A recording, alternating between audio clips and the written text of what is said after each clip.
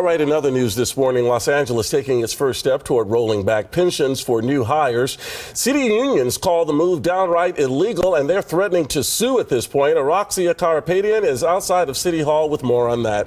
And of course, the controversy continues, Araxia, and it will for some time. Good morning to you.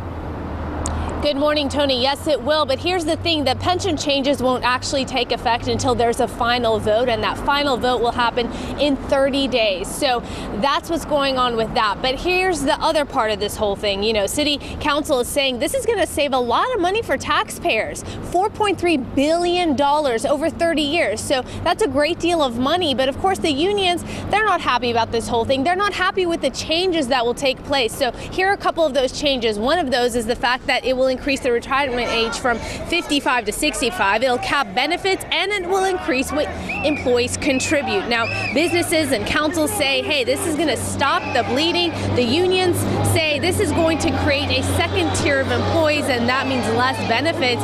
Dozens of union members gathered outside to protest, and then once they were inside the council chambers, they kind of took over, and they had these cheese wedge hats on, and they kept chanting, "We are not Wisconsin, we are not Wisconsin," of course referring to the governor of Wisconsin, Scott Walker's move, and how he stripped the unions of their rights to collective bargain.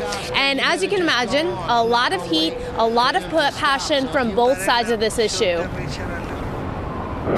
Is this how you treat people that work with you? The last 4 years save $850 million, an end run around collective bargaining? You ought to be ashamed of yourself.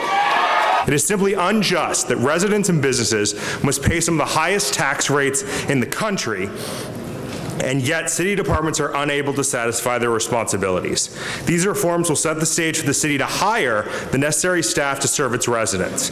VICA urges you to approve this proposal without delay and stop our city from falling completely off the fiscal cliff. As you know, well, the council voted 14-0 in favor of creating a new pension tier, which, by the way, is backed by the mayor. The coalition of LA city unions is represented by 18,000 city workers, and union leaders say the vote to change benefits is illegal because the city didn't get the approval from the unions, and they are going to sue for a breach of contract. But you know what, Tony? Here's the other part of this whole thing. The city council says they didn't have to negotiate with the union because this is dealing with the future employees, the employees who will be hired after July 1st of next year. It's not dealing with the current employees, and therefore they simply did not have to bargain with them. They did not have to negotiate. Of course, the union disagrees. And that's the very latest from downtown LA. I'll send it back to you guys. All right, Araxia, thank you.